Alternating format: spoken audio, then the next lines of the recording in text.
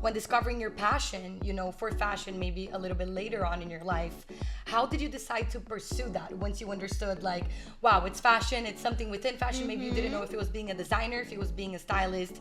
Did you have any idea of how to start in this field, or have any connections or someone that sort of like guided you, like, look, your talents are here, maybe start here, or any idea that you had before already of how to get there? None. Everybody goes through that. Me too. Girl, yeah. I was broke as broke, okay? Like there's just no other terminology to use for what it was at the time. Because here's the situation. When you are an assistant, you go from starting assistant and becoming a very good assistant, when you decide to, okay, now I'm ready to be a stylist, but then you go to I'm a starting stylist. Welcome back, my creative beings, to another episode of the Envy series. My name is Maria Van Saten, and I'm your curator-in-chief. I will be welcoming today Juliana Gimenez, who's not only truly a dear friend of mine, but also a great mentor that I had throughout my career.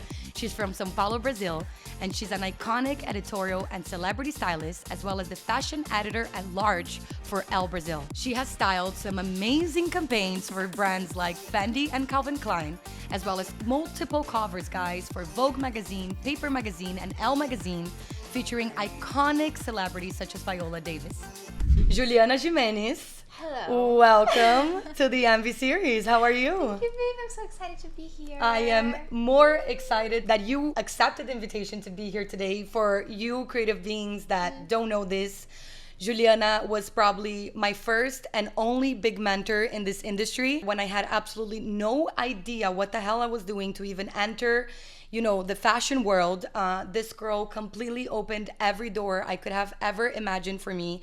She taught me how to write emails to brands. She taught me, how to start styling an outfit, and it was truly life-changing. So this is an emotional episode for me, guys. And it's so funny because I don't have as much of an idea of this. It's not as big as what you say for me. For me, I just feel like I could have done more maybe when you tell me these things. So I feel like you could not have done more, because as we were talking here before, guys, starting this episode, and I was telling her how difficult it was when I left her side, right? That she was putting me in all these events, I was assisting her, of course.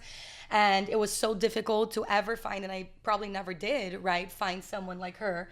So whatever was so small for her, and it was just an act of kindness here and there, for me, really changed my life. So thank you. You deserve, to be seen by everybody out there. And the people like yourself is the people that I focus more on bringing to the show, because they truly have inspired or touched my life or my work in some way. So without further ado, guys, I want to start asking all the burning questions to Ju here.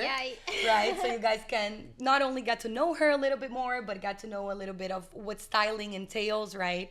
And maybe a little bit to kill your curiosities about everything that really goes on behind the scenes, the crazy things that we live to get this amazing job done that we love to do so much, right? Let's do it. So Ju, can you start by describing exactly what your job as a stylist and as a fashion editor today in Elle entails, or even is, right? Should we go with the joke part? Yeah, let's start with the joke. Let's start. No, we were joking before, talking about, so basically what my job is sending emails. Hi, just checking on this request. Asking again if this clothes is gonna come to me or not. I know, kindly, circling back on this, and making to-do lists, and never getting it done. Yes, absolutely. That is a huge part. Yeah, we don't have this look, but we have look this and that, and you have to deal with that, and that's the life. No, but seriously, what the job is basically we facilitate the process of, if it's a person getting somebody dressed, or right. If it's an editorial, that's where you get to be super creative, and you. I mean, there is the creative part. Yeah. But there's so much behind it. So much logistics, right? That goes on behind to make that job happen. Yeah. What I say sometimes to my assistant is that a fashion assistant they would be capable of changing the world, because the things that they get done. Absolutely.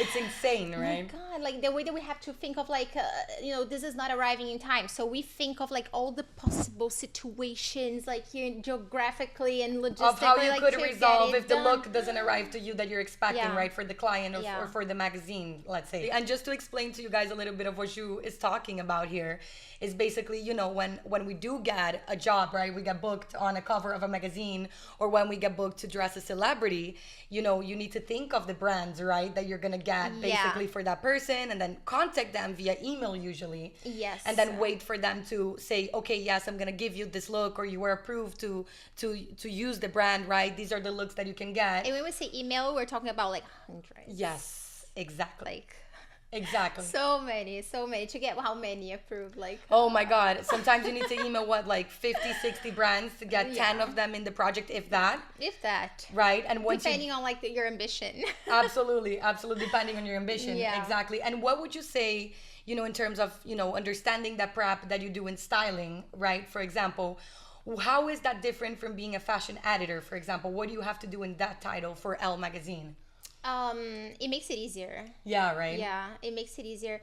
Also because the magazine has partnerships with the brands, so that makes it easier to talking about this part of requesting and getting the clothes, approved, getting that request approved, and the brand's actually sending you clothes. It makes it easier because the brand has the magazine has partnership with the brand, so they have an interest in having those clothes there. So Having those clothes there, which is easier. Also, I think it's important to explain, right, guys, when you're dressing a celebrity, the brand obviously needs to want to be attached, right, to that celebrity. So it's a little bit harder for them to say, yes, I'm going to give you this clothes. Whereas you're doing a magazine, they know they're going to get, you already have the name behind it. You already have the sponsors of the magazine. So they have interest in being there. It's easier. Well, with a celebrity, it needs to be, like in touch with the image of the brand. Exactly. It needs to make sense. Exactly. For the brand to even want to dress that person, right? It's not even about the size of the celebrity and like how big they are, it is, but exactly. It needs to match. It needs to match, exactly. And that has happened to me many times where maybe I have a client that is more street, for example, and I want a more elegant brand that's more like super refined, and then there may be like, look, we love the artist, but it doesn't really match our aesthetic. So that happens a lot. Whereas the magazine is something more standard, so it's easier for them to want that. And as a fashion editor, do you draw up the mood board for the whole team, different than a stylist that you just receive that mood board, right, and you have to execute the vision? Yes. I mean, we have the art directors, right, that Right. coordinate the whole thing, and sometimes they come with the mood board Ready. kind of, right. It's a very collaborative process. Okay. There could be something that came 100% from me, an idea that I had, and then I go and I suggest that to the editor-in-chief, and they like it, they approve it, and we move on from that. But the art director is the one that makes sure that everything is cohesive according to the language of the magazine as well. Of course. So they help us with that, but it's very collaborative. It can come 100% from me, it can come from them, it can come from the photographer that had an idea. Of course. And also as a stylist as well, sometimes. If it's not a commercial job, or even if it is a commercial job, sometimes they ask me for the styling mood board. Oh, okay, nice. Sometimes they send me like a general mood board so that I get the idea, and then they ask me to create the styling one mood just board for styling. Yes, Got it. Amazing. That's incredible. That's incredible. I was thinking about that because a lot of the times for me, for example, working when I was focused on celebrities too, a lot of the times it was similar to what you're saying. I had to receive a mood board from already the director, someone that created the treatment. But sometimes, like, let's say it's a tour, right? I had to basically like help the client figure out what the theme is, like what are we really trying to show the public with the clothes you have on, and that even goes hand in hand with the set designer that's doing the set for the show. So I think when I kind of discuss a little bit, this is something that always, I think, intrigues a lot of our listeners and myself personally as well, is when and how, right, personally to you, would you say you fell in love with clothes and with fashion? Was there something or someone that influenced or inspired you to want to be a stylist or to want to be in this world? So not a person specifically, but my parents had a store of like miscellaneous in the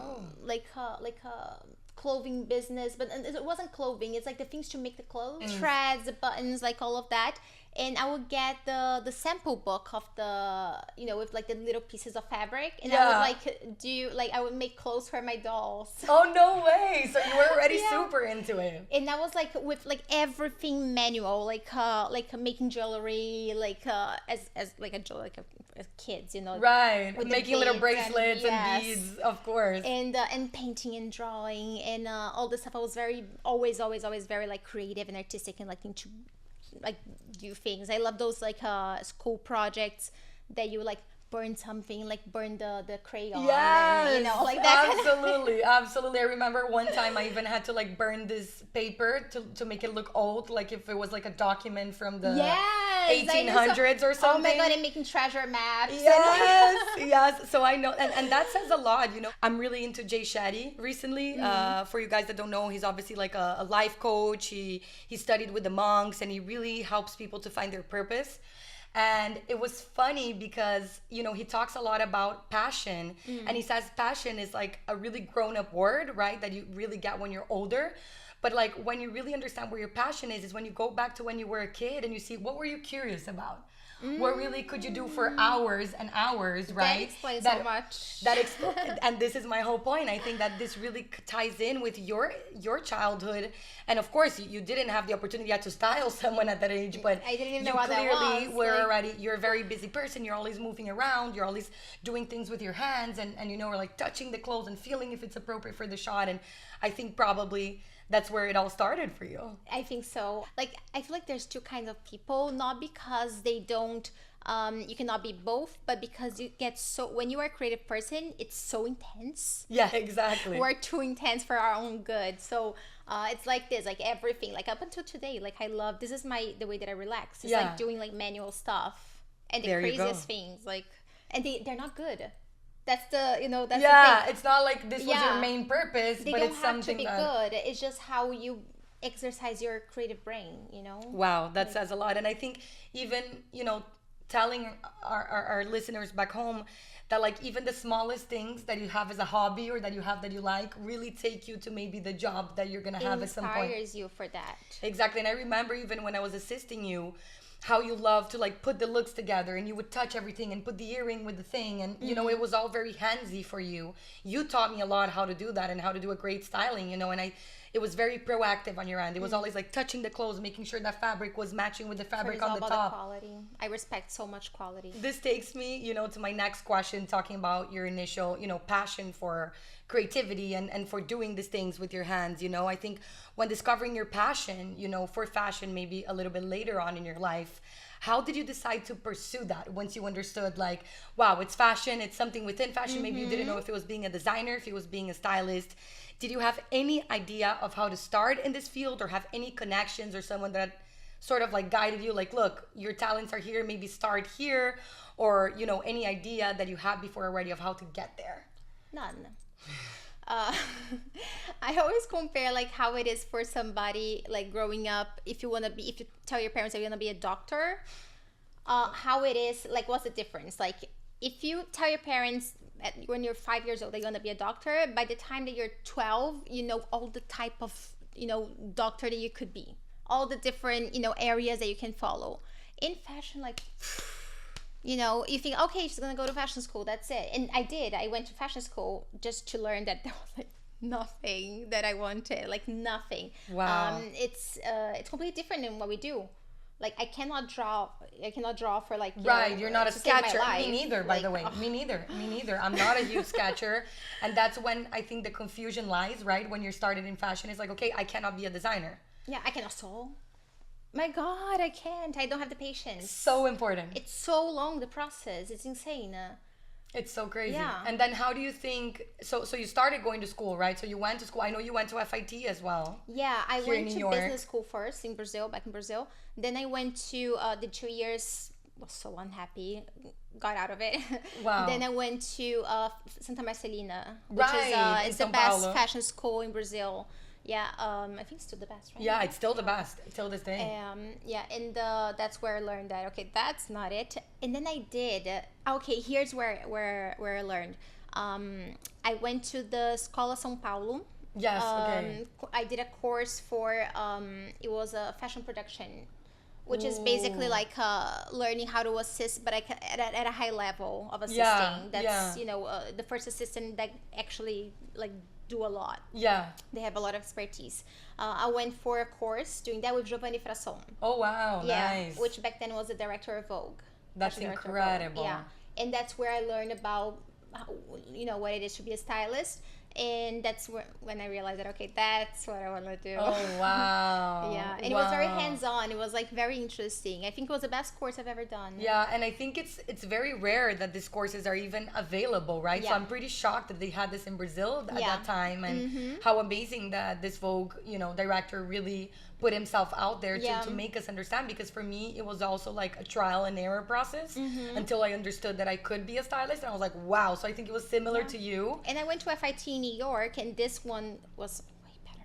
Oh, wow. Way better, yeah. So even that you see, so sometimes it's not even necessarily the school that it needs to be the best, but it's like the right course for you that really Yeah. sparks that interest within you. And why did you come to New York? Just curiosity. I came once here because of an ex-boyfriend. Oh, I remember that. That's how we met, actually, guys. I had completely forgot because today I'm obviously so much closer to her, Yeah. but I completely forgot That's about true. this. That's why. Juice in the Envy series. Oh my gosh. Yeah, I came here because he was going to Boston. Right. So I wanted to be, you know, close by, but I didn't know what to do in Boston. Right, so- there was nothing for Yeah. you much in styling there. For sure, New York Yeah. is much bigger for that. Yeah. Wow, so that's how you ended up. Yeah, so I coming came here. like, that's why I got the FIT course. Yeah. And stayed a month in New York, and I decided that I was never gonna leave.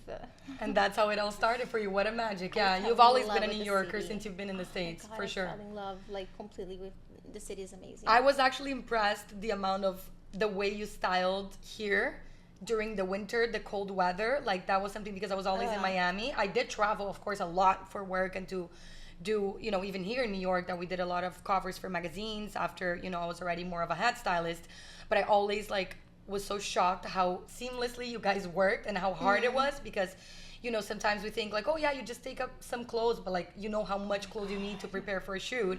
And, you know, I remember her other assistants, like I had the easy job with you because like I was writing the emails, I was like talking to the brands, right, to get her the clothes. But then the other girls, I was like, God bless these girls because they were literally in the freaking metro, like in the freaking with like subway. tons of clothes and even with like whole suitcases, I remember they would arrive and like and a the lot of funniest breath. part is when they give you like the bag, so you're like walking around with all the Prada, like Gucci. And what if the bag explodes sometimes, like it falls, right? God, and then that's you so cannot carry that in your hands Oh my anymore. God, So yeah. so I admire your hustle and your team's hustle so much. When I watch you guys at work, it was truly. I did that for 2 years. For 2 years, like the whole like interning thing, like picking up, dropping off, like up to the point where like I couldn't feel my arms anymore. I was like, oh, look, like. Yeah, and people think it's so glamorous what we Oh, do no. sometimes, right? But then you realize like I don't know who told this lie. I don't know.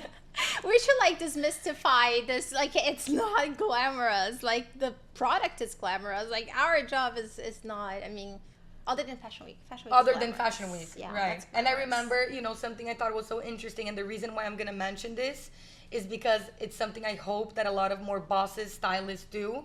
I remember Jules, guys, when I was assisting her, she would have so many shows during Fashion Week, right? She was already working a lot here.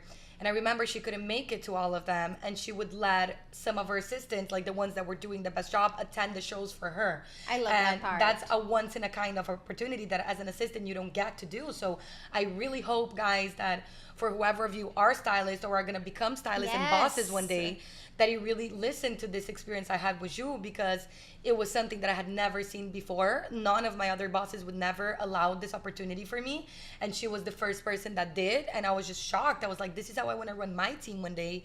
And I felt like I was so much kinder to my team and so much more considerate to them once I saw her working. So I think that's so important. And I think, you know, we already explained a little bit how your day-to-day goes when you're styling. But do you remember, you know, back in the day, what was your first big opportunity as a head stylist? Like the first time you signed a cover of a magazine or you dressed yourself a celebrity, and how did that happen for you? How did you get that opportunity? So it was because of Susanna.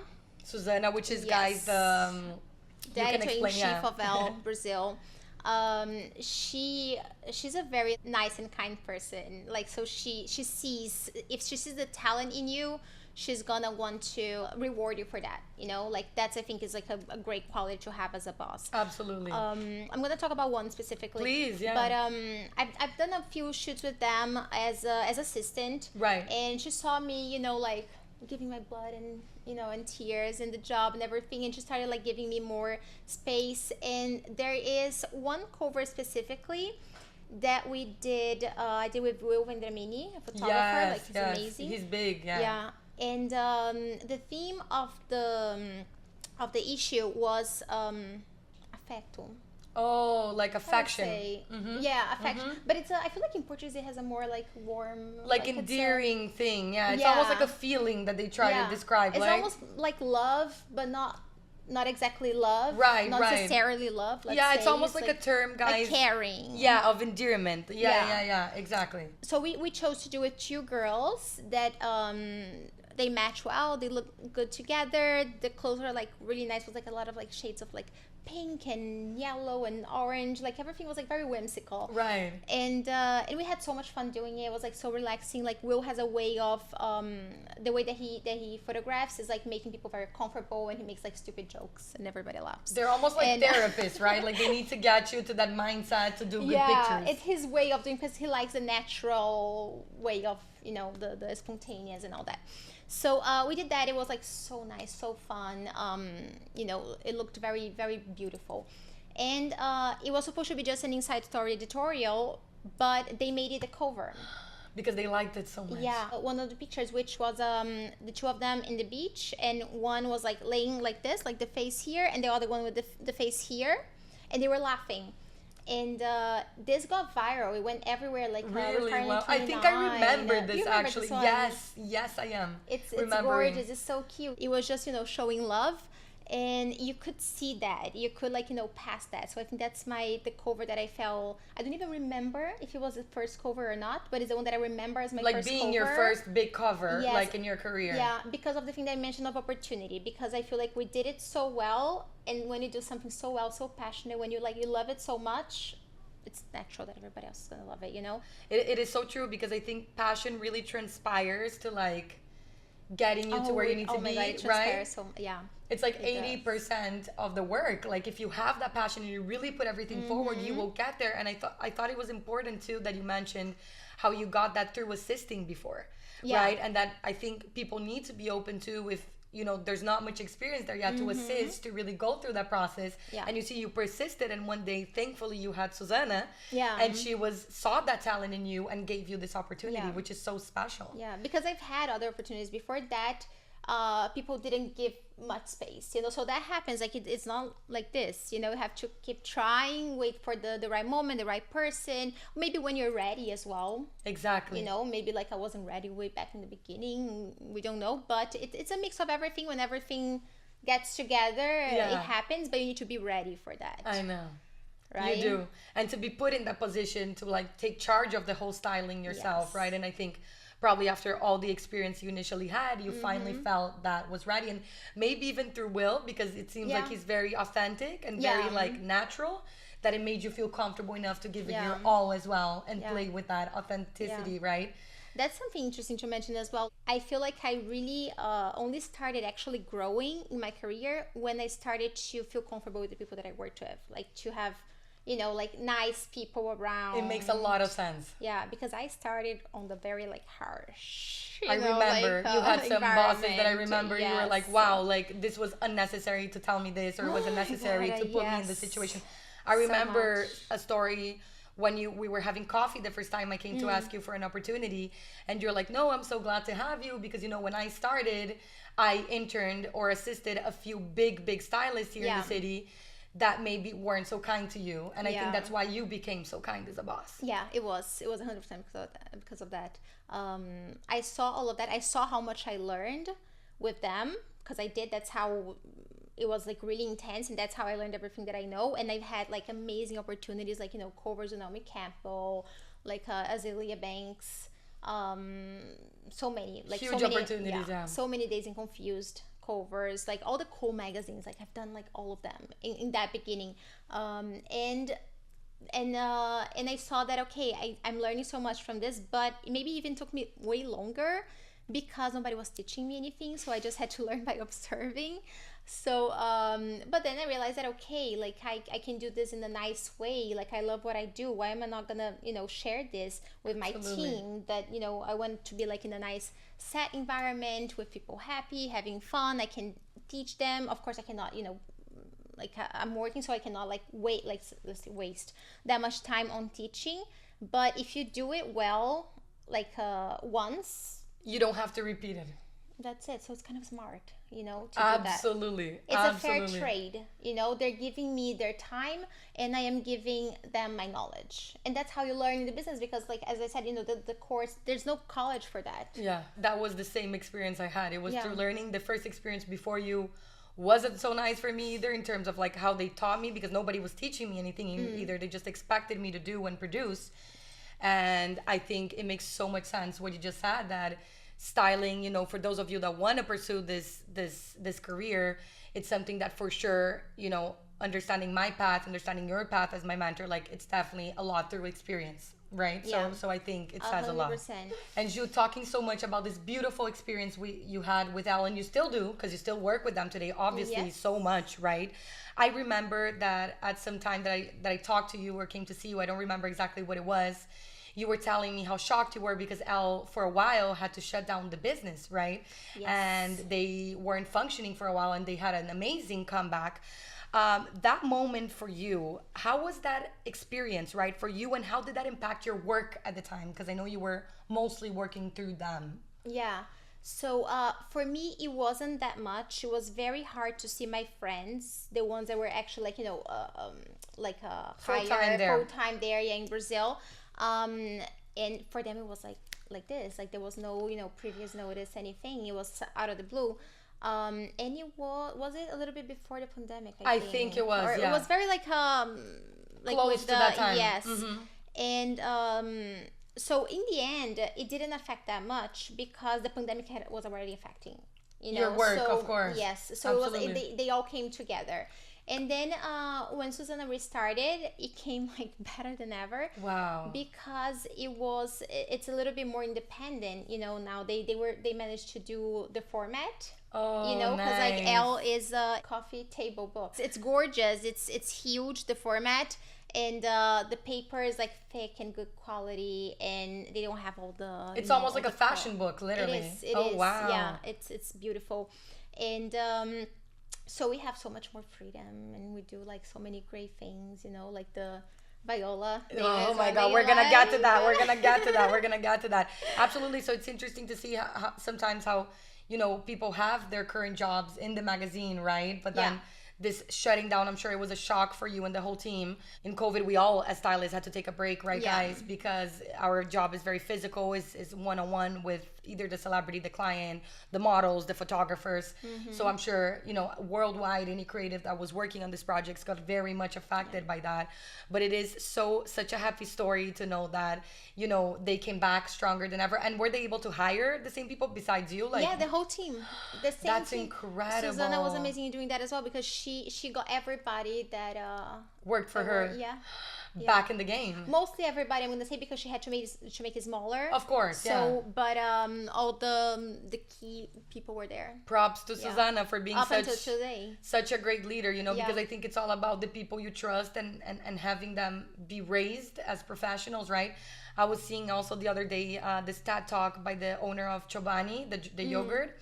And he was saying how he purchased, this factory basically, which was like a abandoned yogurt factory that used to produce like all these milk products, and they were giving up on the team because they didn't have the money to pursue it anymore. He bought the place and he hired everybody back, and they were bigger than ever before. So it's kind of like, it reminds me of the Susanna story. She's a great leader, to say the least, understanding this, because she believes in the talent of her people. Yeah. And she doesn't give up on that just because they had a stepping stone and had to close for a while. Yeah. So that's really, really beautiful. And I would love to take it now to you, to Juliana.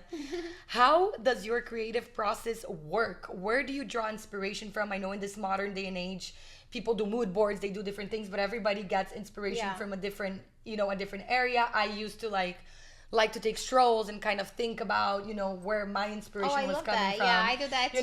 Listen to music. Going around, especially when I'm traveling, like in Paris and the scene, It gives you like inspiration, right? Yeah, so much. It's so much from the people, like seeing how people are dressing in the streets and all that, because that's where the real, like trends begin. Even not what they're wearing in the sense of what already fell down to what they're wearing, but like the personality, people with personality that are not following trends, they are the one who unconsciously are creating the trend somehow. Wow, absolutely. It's kind of like a loop. Yeah. But it can come from anywhere, like this, the strolls around the city, like looking, observing, all of that. But to exemplify here, there was one photo shoot that I did for Vogue Italia that I was at a fair, and I saw this stand that were selling old photographs. Oh. And they had like boxes of like many photographs, obviously from like different cameras, especially back then, because the cameras were, depending on the camera that you used, it would print differently. Oh yeah. Right? Yeah. So all these like different shapes and forms and filters and colors because of the film. And I found some from like these birthday parties, but from like 80-year-old people. No way. And they were specifically that one that I found. Later on, if like you guys want to like look for it on Pinterest, there's a bunch, because after I found that one, I started like researching. So I went on Pinterest and I found a bunch more, and it was like so cute because they had all the birthday hats, the cones. Yes, and they were drinking so much, and like like blowing candles and all of this. So I did a whole like research on that, and we did a photo shoot based on that. But for me, since the amazing thing was the fact that not only the theme of the the 80 years old, like with the birthday hats, but also the fact of the different cameras and film. So we did a whole editorial, like was like maybe 15 images, all with that was Pedro Arieta, the photographer. Yes. He managed to get many different kinds of cameras. That's incredible. Vintage as well. So we had all this. So the editorial, which, as you know, it's usually like one. We usually like go with like one type of light, one type of. We have to like set the mood. So we establish a line, right, for this. So we usually don't change the light, rarely, right? Because it's difficult. Even it takes more time when you have to change the whole setup, right? That too. And so we decided to do specifically like this. So every picture had a different camera, different film, a different set of lighting. Absolutely incredible. That's amazing. To make it look like this, to make it look like they're different photographs. From different types of cameras and situations. And we got a very diverse casting from like, different ages, different like, ethnicities. To look very like random, the party, and just like the pictures you saw almost. Yeah, exactly. It was very much trying to follow that mood, and it looked very fun. Like they were like doing unexpected things, and it looked weird, and it makes you like stare at them and be like, what are they, like, who are these people? Like you don't know exactly what they're doing there. It's like is a really interesting one. I love that one. That's an amazing example of how to get inspiration. I think sometimes we don't look in the most obvious places, but like there's so much inspiration from the past in little fairs. Like you said, you can walk through New York. There's so many going on of like vintage stuff. So it really is so inspirational to hear that you were like literally in a fair in the middle of nowhere and like, oh, I saw these pictures of some 80-year-olds like celebrating their birthday with a little birthday cone on their head, and that's where my idea came from. So I think it's so important for people to understand that inspiration really is within you, and anywhere you walk, anywhere you are, you can draw something incredible from that. And that's really what defines a true artist to me. It's finding inspiration anywhere you go and in your own world and bring something innovative. Yeah. And you can look at Pinterest, of course. You know, it's just that I feel like Pinterest is more of a tool to reinforce that idea that you had, more than like a source of inspiration. Like I have tons of books as well, because the thing is that I don't know how the process works for Pinterest, but I feel like the images that I have on my books, I never saw on Pinterest. And we keep on running into the same images. So I think that they probably have some kind of like copyright or something, so they cannot go, like, probably. So I look at my books. I usually, the first idea comes from my books when I'm like, let's say I didn't have one specific inspiration and I want to like get inspired. I go at my books first, and then I use Pinterest to, help me like shape up that idea. And sometimes I have something in my mind Yeah. specific, and I cannot come up with that. I cannot find an image that will, show that would That will to show translate what people. you're thinking, right? Yes. So recently I've started working with AI to create that image. Wow, look, modern times, guys, 2023. You had to use all the tools, like all of them, from the vintage Absolutely. cameras to the AI. So you can say like put a flying dog in a spaceship and it will create that That's image for it, you. So yeah. it helps you explain to the team what is in your Exactly. head when you don't find the image for it. Exactly, that's it. That's absolute genius, guys. Yeah. I think that's a modern way of being able to translate whatever you want to the team and Yeah. being able to have them see it with their two Yeah. eyes. What I did recently was I wanted a model to look very futuristic, wearing something like Mugler, and I asked that to be paired with the car from Back to the Future. Oh my God, I love What that. is it called? Yes, of course, of course. And it's amazing what they give you, because they go beyond, because that's the way that I found words to put what I had in mind, but actually my mind was like something else.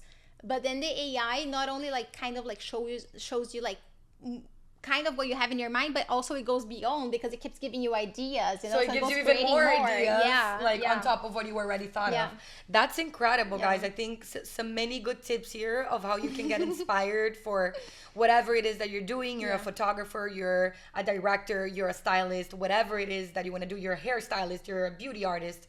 There's so many different ways here that you just explained that you can draw your inspirations from for any future projects that you are trying to do. And, to answer some curiosities that we've been seeing out there as well is, maybe someone that is just curious to know in general how this works, or someone that wants to get into styling and understand, or even wants to be another creative behind the scenes and understand a little bit what the work of the stylist looks like, right? How long would you say does it take to prepare and execute the styling, let's say for a cover of a magazine, for example, and why does it take that time? Because already then it takes so long, right? I know. Guys, I think it's like I month, just want to right? hear from my mentor here. Oh my God. If it's an editorial, I would say a month. It's a long Easy, right? time. A little bit, like 3 weeks. 3 weeks. That maybe. sounds like a good Depends time, on the editorial, right? Sometimes it's big, sometimes it's It's smaller and you can do it faster. Yeah.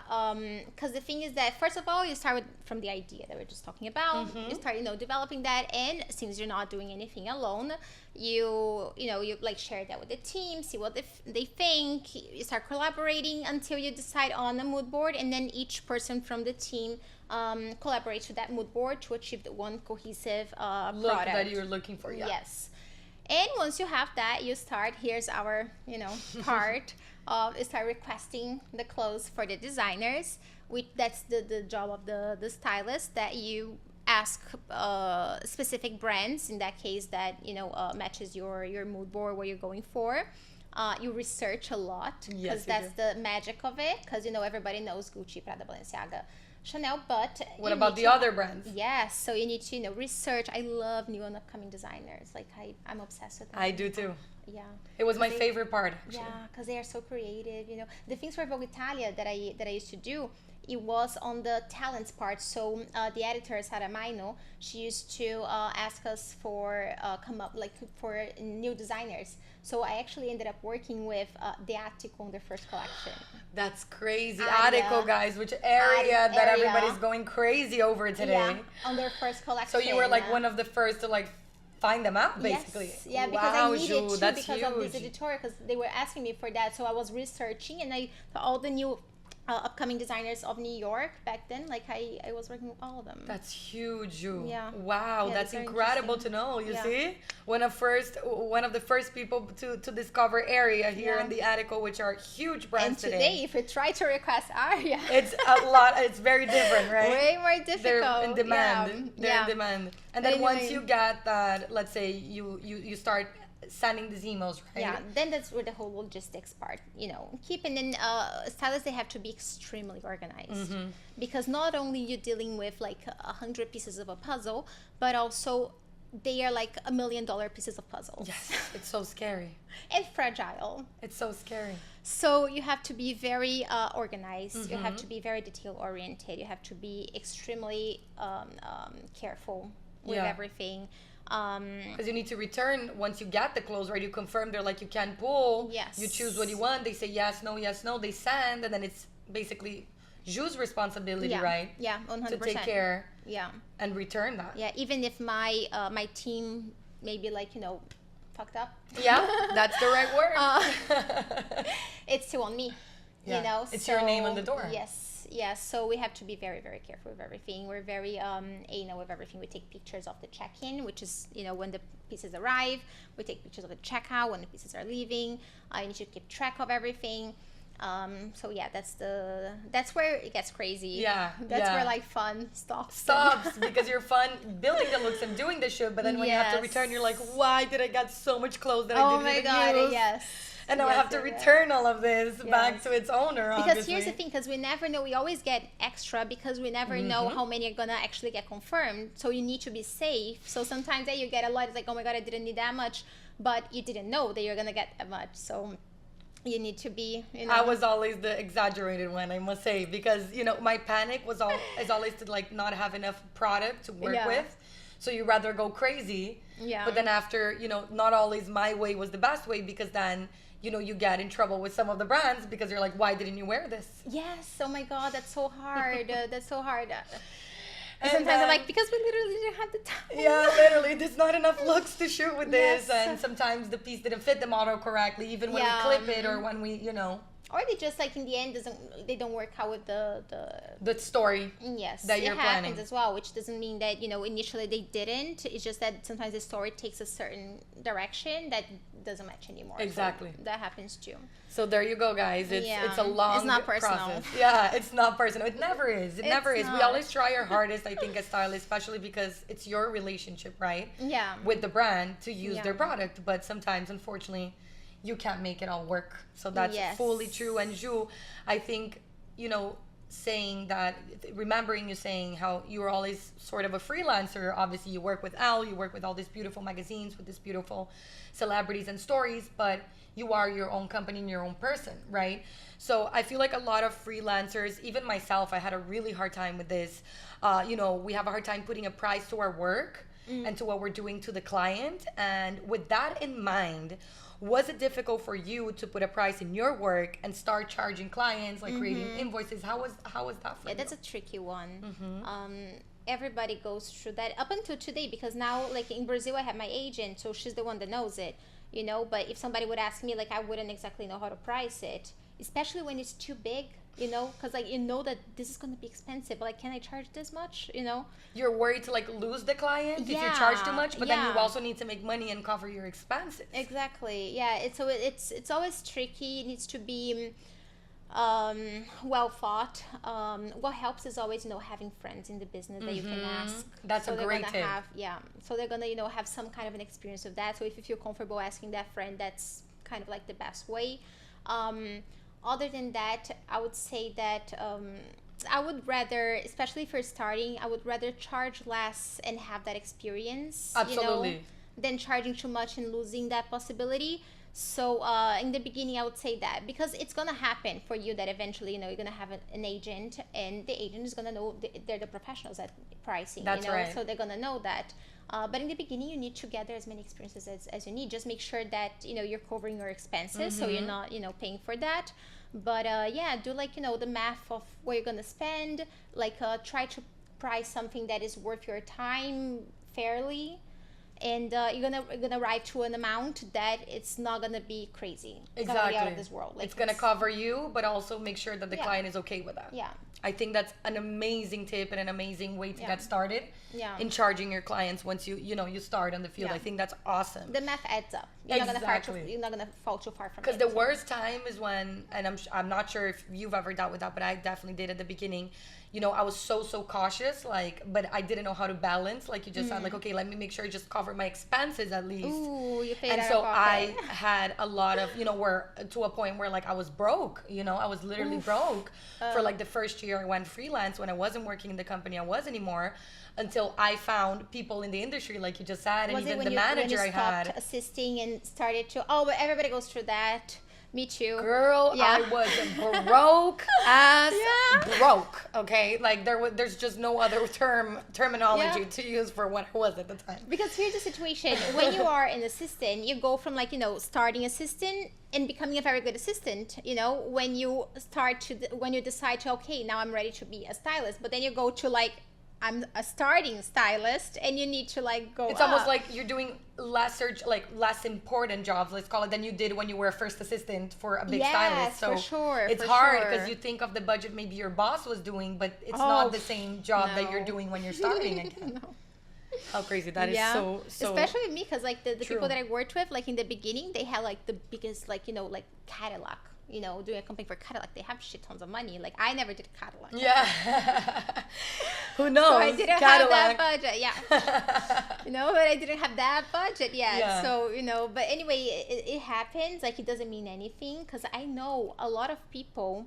I have some ex-assistants that are now stylists, and they work, let's say smaller jobs, but they work so much that they, maybe make more money than me. I don't know. That happens too. It's all the area that you choose, your specialty. If you're good at this, you're gonna do it well, and you're gonna, make money. Yeah. Yeah, you're gonna be very talented at that. That's interesting. You see, guys. So even when you are assisting, right, Ju, I think that you think, I don't want to be an assistant, I want to be a lead stylist. But sometimes not only are you acquiring experience from that so much, but you're also sometimes making more money than the head stylist, depending on what you're doing, who you're working with, and how many jobs you get booked on, right? Because also it's important to explain, I think, here in New York is more common that you get stylists on the job sometimes, right? You get one stylist and one assistant stylist, sorry guys, in a job, and then you get another one in another job.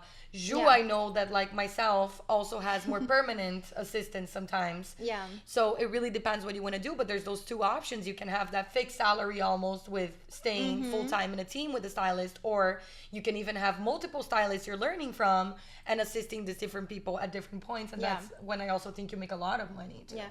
I have one difficulty though, because since I travel that much and work in so many countries, it's hard for me to with my team, it's not the same as when I used to be more in New York only. When I was with you, right? Yeah, because I had a bigger team, and everybody here was working frequently. Yeah. Whereas now when I am in Brazil, the team here doesn't have that much to do, and same when I am in Milan or in Paris, it's not. Got it. It's so you've changed a little bit that that's way. Something that I'm still, figuring out. Yes, still, refining that. Yeah, absolutely. And I think it's important to notice too, when I started with you, you were getting big in New York already, everything, but now you're even bigger, where you're literally working cross country, cross continents, And so I think it definitely makes a lot of sense that you have maybe some people that you can call in Brazil, here in New York, in Europe when you're there, because I know you work a lot there today as well. So, it's important, that adaptation process, even for the stylist, and with your growth, things need to change. So that makes a lot of sense. And, I want to get into a fun little question here. How do you deal with outrageous requests from a client or a magazine, or it's something you're oh, shoot, I've never done this before, this is not possible. How do you deal with that? Stay tuned for part 2 of this interview, coming up next week at the MV series. Let's start with some burning questions for you here. Okay. What was the craziest thing you ever had to do to get a styling job done? You probably don't do regularly, but you're whoa, that was crazy. I'm going to tell about one that did not get done. I would have had my heart ripped out of my chest. I was for a week with the same clothes. Oh my God. I would shower and put back the same clothes, because every day I thought that I was, okay, now we're going. Now we're going. That wears the same outfit. And then when we realized that we wouldn't have enough time to do everything that we wanted to do, I just brought a bunch of hats. I saw, but that was my favorite part. I had no idea this was improvised. And it turned out it was completely improvised. It was a moment that was whoa, I was about to write to you, what the hell just happened? The this is TikTokers were going crazy. The TikToks were going this is how you do it. You go, Ju, and she was patting herself in the back. Oh my God.